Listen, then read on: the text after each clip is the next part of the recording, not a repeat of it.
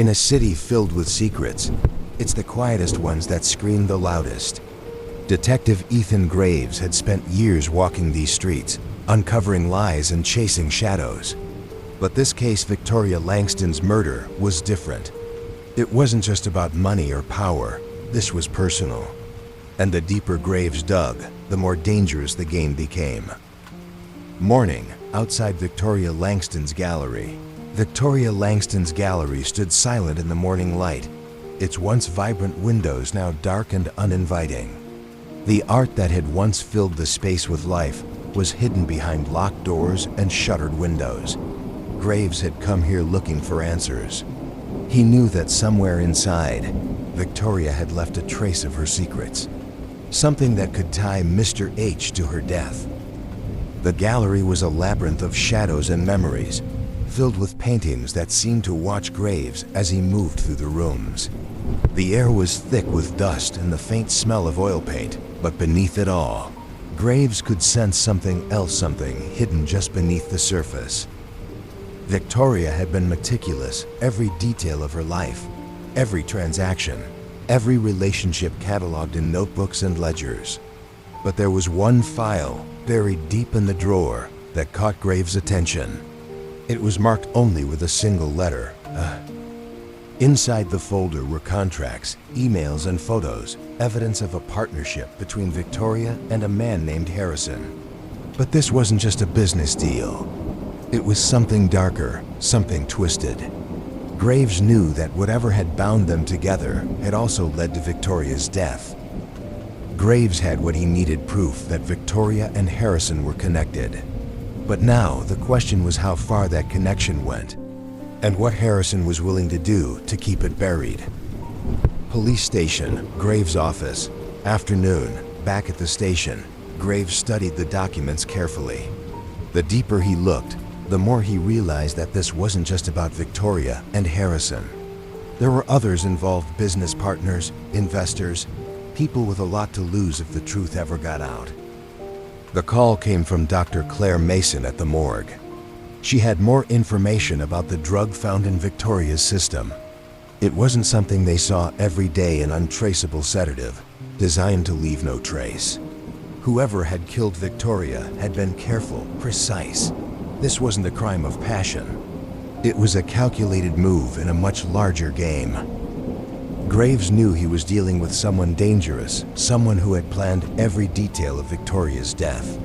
But he also knew that they had made a mistake. They had underestimated him. Harrison's office. Evening, Harrison's office was a fortress of glass and steel, towering above the city like a monument to power. But even fortresses had their cracks. Graves had found the crack, Victoria's file, and now it was time to confront Harrison with the evidence.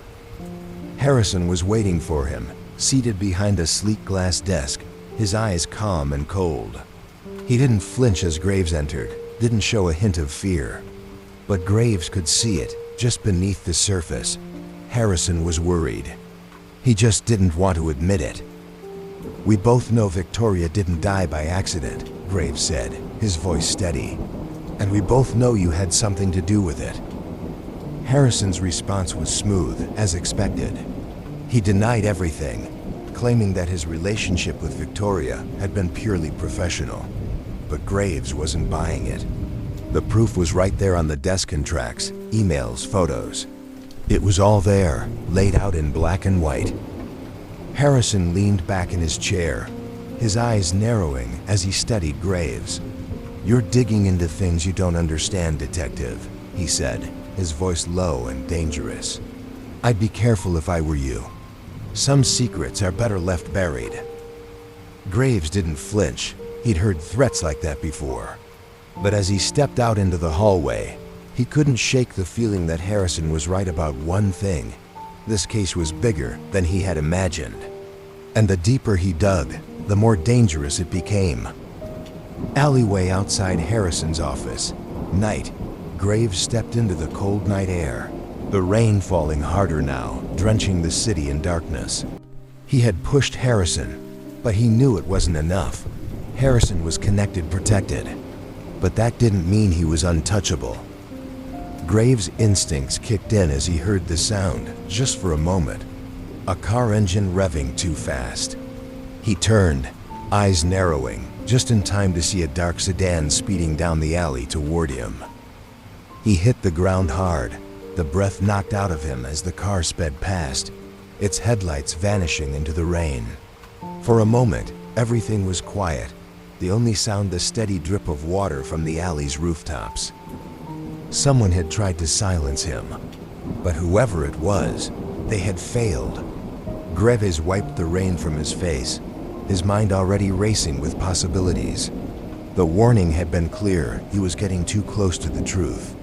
But instead of backing off, it only made him more determined. In the quiet of a darkened room, someone else was making their move. Fingers tapped against a keyboard, deleting messages, erasing evidence.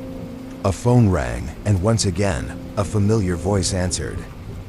"It's done," the voice said. "But there's a problem. Graves. He's not backing down."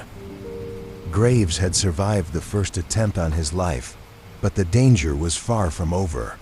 The shadows were closing in, and the people pulling the strings were getting desperate. But for Graves, there was no turning back now.